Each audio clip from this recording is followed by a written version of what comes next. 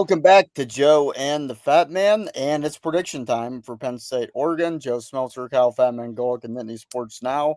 To clarify, this is being recorded on Monday night, which means that something could happen between now and Saturday night to shift the odds one way or the other. Something could even happen before this recording becomes public to shift the odds. But from where I sit, I'll go first. I think Penn State's going to take this one, and I'll say the final score is 34-20, and it might not even be as close as that score would indicate. I think there's a lot of things here. I think one of them is there's such a small margin of error in these games that you have to look at the littlest things really to I think that matters here. Dante Moore never being tested as a starter on the road. That matters here, especially in an environment like the whiteout. I think Penn State is due to have a big night running the ball, and that's not just from Katron Allen. I think, as Franklin mentioned in his press conference, Nick Singleton has been too good for too long to really stay in this kind of mini slump that he's in. I think this will be a good night for him to bust out. And if Penn State was able to run for close to 300 yards against a defensive line that had Derek Harmon, I think they'll be okay against a line that doesn't have Derek Harmon.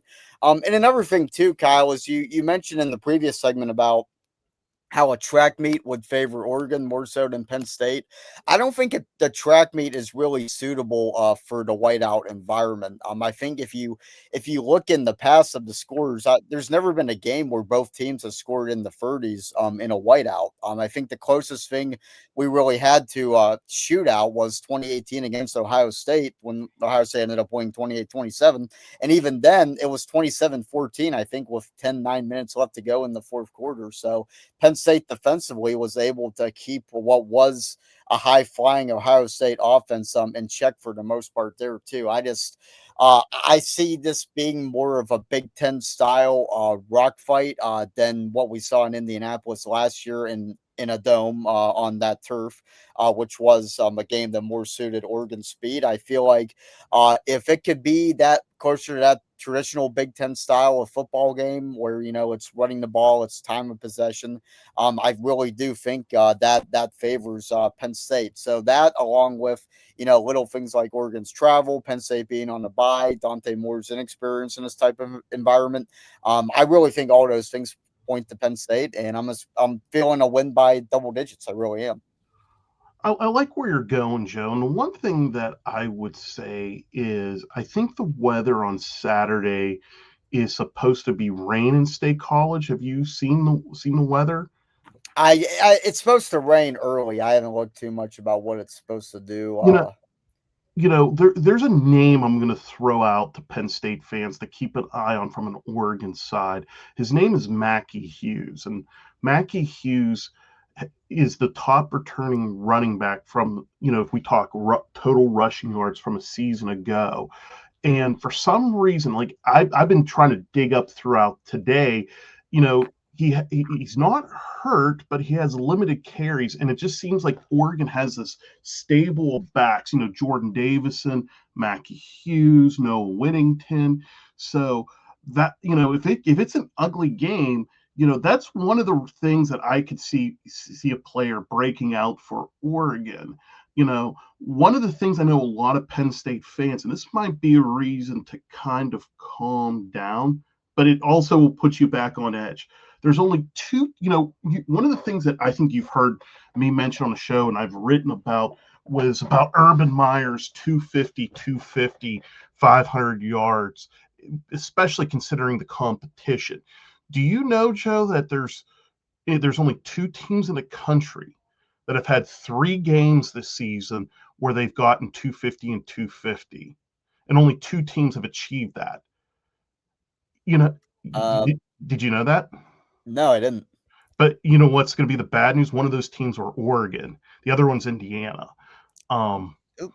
so, I mean, I get where Penn State fans are like, man, I wish we would have seen them just be dominant and put up something like that, because I think that's what everyone was looking for and anticipating. But since it's only so few teams that have done that, I don't really think Oregon's been tested. I think Oklahoma State might be worse than some G5 teams, and I think it's only a matter of time before Gundy gets fired.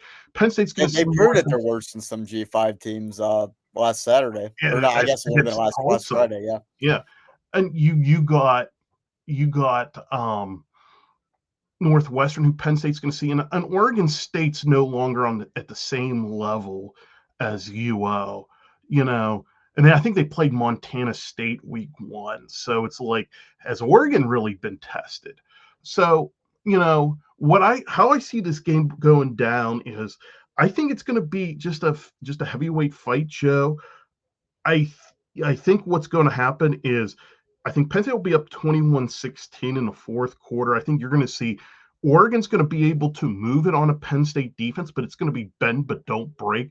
So I'm getting a feeling Atticus Sappington's going to have a bunch of field goals, but I think Penn State's going to get touchdowns instead of field goals. So I like Penn State 28-16 over Oregon. I think Penn State's going to get a late defensive touchdown to seal it. It's going to be a one possession game throughout. So it's one of those games where, yeah, it's a two possessions, win, but it's like the game was closer than originally thought.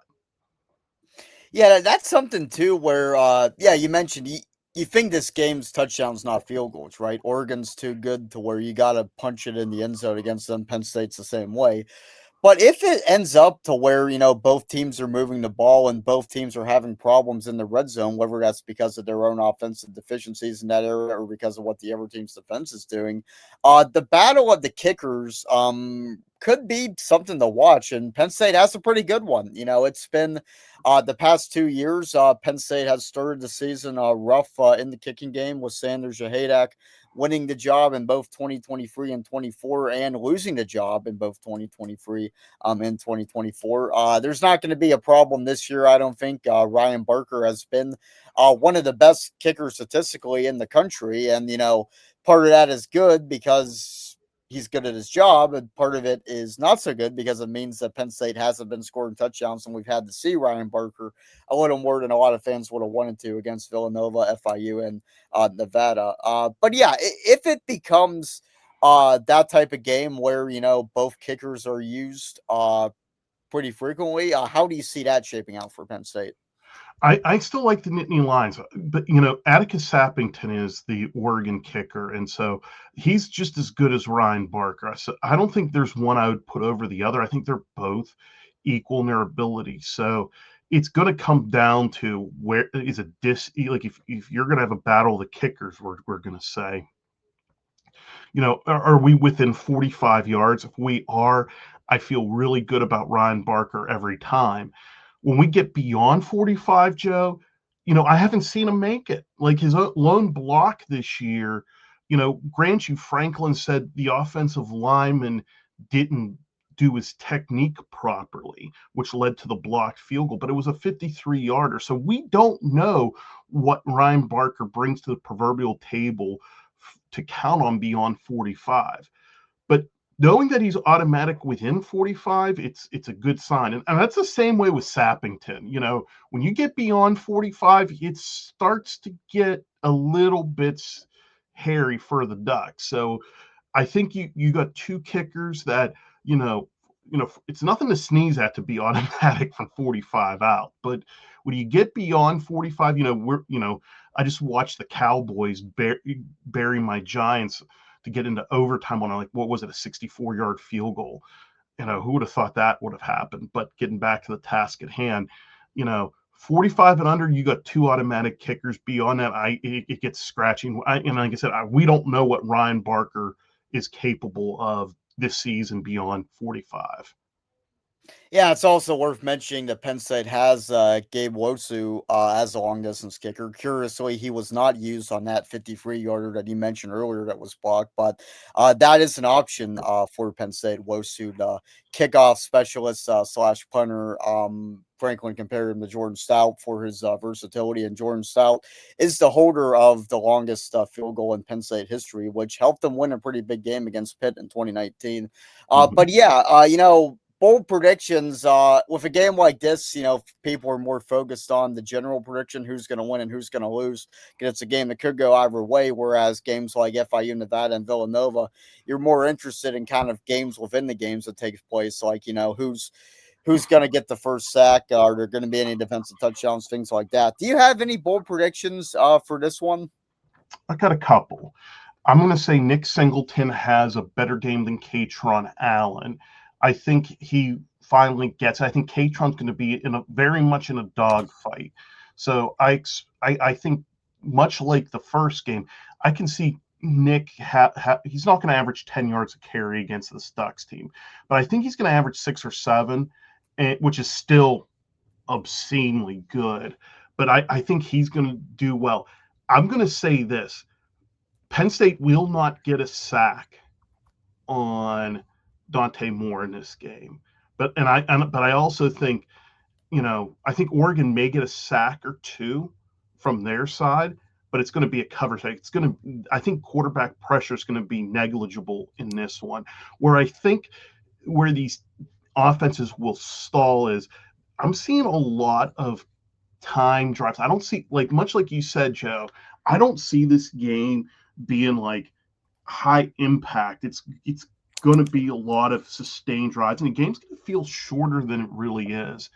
My last bold prediction on this one is I have a feeling either a true freshman on the defense, whether it's Joseph, whether it's Dixon, whether it's Coleman or Kimaju or even Tatch, someone's going to make a major play, like get a turnover or something against Oregon. So I think we're going to see this freshman core, help Penn State in a major way. Yeah, I'm gonna go with I'll say Luke Reynolds catches his first college touchdown pass.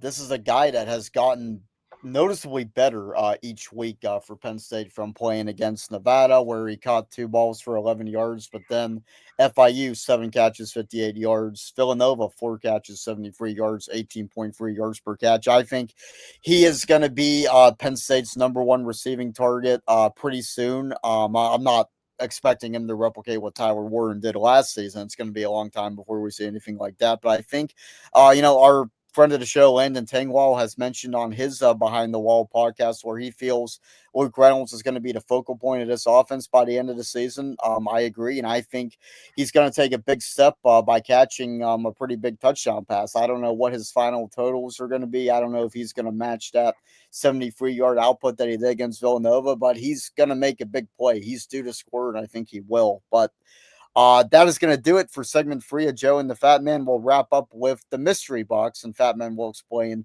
what that is when we return.